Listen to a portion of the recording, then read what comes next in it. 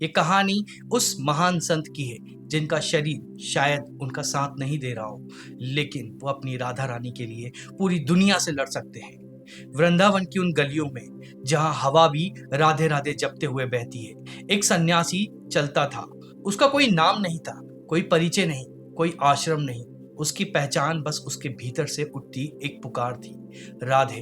तन पर भगवा वस्त्र था, पर उससे कहीं गहरा भगवा रंग उसके मन पर चढ़ा था, प्रेम का, विरह का। वृंदावन आए अभी कुछ ही महीने हुए थे। शरीर साथ छोड़ रहा था, किडनी की बीमारी भीतर ही भीतर उसे खोखला कर रही थी, पर मन मन तो बस अपनी लाडली की शरण में दृढ़ होता जा रहा था। उसे लगता था कि इस शरीर का क्या है, यह तो मिट्टी है, आज नहीं तो कल इसी रज में मिल जाएगी।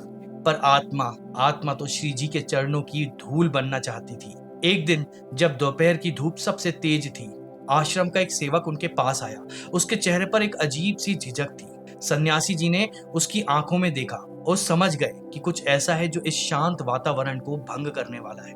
उस सेवक ने कहा, आपसे कुछ जरूरी बात करनी है। सन्यासी की आवाज में उतनी ही शांति थी जितनी यमुना के जल में होती है। उन्होंने पूछा, कहो क्या बात है। सेवक ने नजरें झुकाकर कहा, महाराज जी, आपकी तबीयत अब ठीक नहीं रहती है, आपको इलाज की जरूरत है। हम अब आपकी जिम्मेदारी नहीं ले सकते हैं, आपको 15 दिन में यह स्थान खाली करना होगा। एक पल के लिए सन्नाटा छा गया, हवा जैसे थम सी गई। उस सन्यासी ने सोचा, जिम्मेदारी, ये शब्द कितना भारी होता है और कितना खोखला भी। फिर उनने उस सेवक की ओर देखा जिसकी आंखों में अपराध बोध से ज्यादा विवशता थी। वह क्या ही करता, वह तो बस एक सेवक था, आज्ञा का पालन कर रहा था। सन्यासी ने सोचा, इस जगत में हर कोई किसी न किसी की सेवा ही तो कर रहा है, अपनी इच्छा का, अपनी व्यवस्था का। उसके भीतर से एक सवाल उठा, इस स्थिति में मैं अभी कहाँ जाऊंगा। यह शरीर अब तो चलने की आज्ञा नहीं देता है, पर यह सवाल होठों तक नहीं आया। यह बस एक विचार था जो मन में उठ रहा था और वहीं विलीन हो गया। सेवक ने शायद उनकी खामोशी को उनका विरोध समझा। उसकी आवाज थोड़ी सख्त हो गई, मैं आपका ठेकेदार नहीं हूं। यह सुनते ही उस सन्यासी के चेहरे पर एक कोमल सी मुस्कान खिल उठी, जैसे किसी बच्चे की बात पर कोई ज्ञानी मुस्कुराता है। उन्होंने कहा, आप सही कह रहे हैं, आप मेरे ठेकेदार नहीं हैं। मेरा ठेका तो केवल भगवान है, वही जिसने मुझे यहाँ भेजा है और वही जो यहाँ से आगे का मार्ग दिखाएगा। और फिर उस मुस्कान के साथ उन्होंने वो कहा जिसने उस सेवक को भीतर तक हिला दिया, 15 दिन नहीं, मैं ये स्थान 15 मिनट में खाली कर दूंगा। बिना किसी शिकायत के, बिना किसी क्रोध के उन्होंने अपना एकमात्र झोला उठाया और उस स्थान से बाहर निकल गए। जब मनुष्य के पास खोने के लिए कुछ नहीं बचता है, तब परमात्मा उसके लिए सब कुछ बन जाते हैं। उसे अब यह देखना था कि उसका ठेकेदार उसके लिए कौन सा नया काम चुनता है। वृंदावन की गलियों में अब वो अकेला था। शरीर का दर्द बढ़ता जा रहा था, हर कदम पर जैसे हजारों सुइयां चुभ रही हूं। पर उससे कहीं ज्यादा गहरा दर्द हृदय में था। यह संसार से बिछड़ने का दर्द नहीं था, यह अपनी आराध्य से ना मिल पाने का विरह था। आंखों में एक ही नाम था, राधा। ना कोई गुरु, ना कोई आश्रय, ना कोई अपना, भीतर से बस एक ही पुकार उठ रही थी, हे लाडली जू, मुझे अपना लो। इस संसार की भीड़ में मैं खो गया हूँ, अपनी शरण में मुझे एक कोना दे दो। चलते चलते वो सन्यासी मदन मोहन मंदिर के पास एक ऊंचे टीले पर चढ़ गया। नीचे यमुना बह रही थी, वो सामने वृंदावन का विस्तार था, पर उनकी आंखें कुछ नहीं देख रही थी, वो तो बंद थी। और बंद आंखों के अंधेरे में भी उन्हें बस एक ही छवि दिख रही थी, श्री राधा रानी की। वहां बैठकर उन्होंने अपना हृदय जैसे अपनी आंखों के रास्ते बहा दिया हो।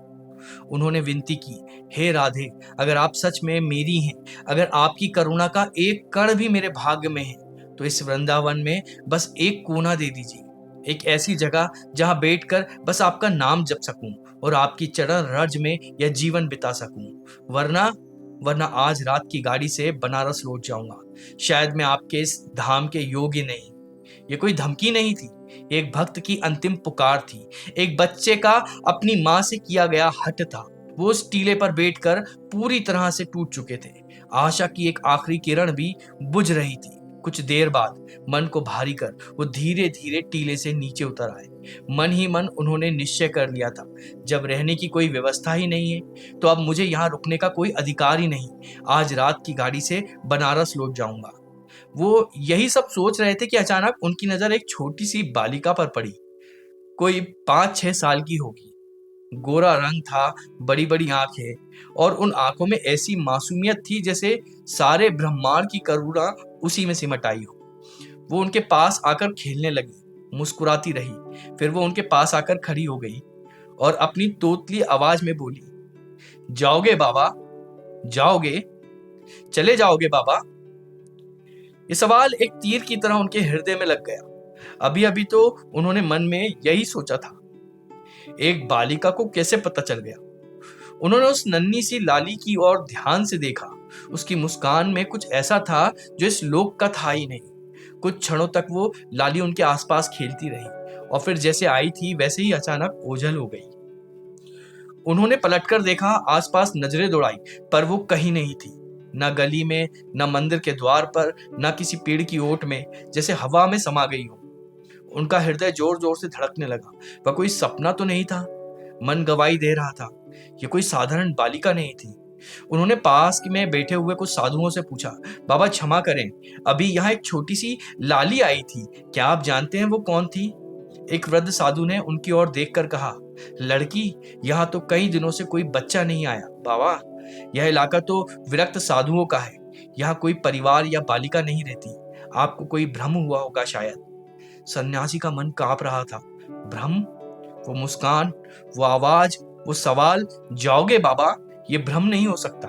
और तभी उनके भीतर से बिजली कूदी। वो समझ गए, वो छोटी सी बालिका कोई और नहीं, स्वयं राधा रानी थी, लाडली जो थी, जो स्वयं अपने भक्त से पूछने आई थी, क्या तुम सच में मुझे छोड़कर चले जाओगे? इस एहसास के आते ही उनके शरीर का सारा दर्द, मन की सारी पीड़ा जैसे किसी ने हर ली हो। आंखों में अविरल अश्रु धारा बहने लगी। पर ये दुख के आंसू नहीं थे, ये आनंद के थे, कृतज्ञता के आंसू थे। और लीला देखिए, उसी शाम एक व्यक्ति जो उन्हें पहले से जानता था उनके पास आया और बोला, बाबा, गौशाला के पास एक छोटी सी कुटिया खाली है, अगर आप चाहो तो वहां रह सकते हो। ना कोई मांग, ना कोई प्रयास, बस राधा रानी की कृपा से वो स्थान मिल गया। अब उन्हें समझ आया कि वो कभी अकेले थे ही नहीं। जब भूख लगी तो कोई अनजान व्यक्ति आकर रोटी दे गया। जब बारिश में भीगने लगे तो कोई चुपचाप एक चादर रखकर चला गया। जब मन उदास था तो दीवार पर लिखे राधे राधे उनको दिख गए। ये कोई संयोग नहीं था, ये सब लाडली रानी की लीलाएं थी। जिसे सबने अकेला समझा, वो तो हर पल राधा रानी की बाहों में था। उसी कुटिया से शुरू हुआ वो अद्भुत जीवन, जहां एक साधक, एक विरक्त, एक प्रेमी धीरे धीरे रसिक संत बन गया। श्री प्रेमानंद जी महाराज ने जीवन भर किसी से कुछ नहीं मांगा, केवल लाडली रानी से प्रेम किया, और वही प्रेम आज भी लाखों हृदयों को उनकी शरण में खींच कर ले आता है। उनका जीवन हमेशा सिखाता है कि जब इंसान अपना सब कुछ छोड़ देता है, तब राधा रानी उसके लिए सब कुछ बन जाती है। अगर आपको यह वीडियो पसंद आया तो इस वीडियो को लाइक करिएगा, चैनल को सब्सक्राइब करिएगा, और ऐसे ही भक्त और भगवान की अद्भुत कहानी हम लाते रहते हैं। तब तक के लिए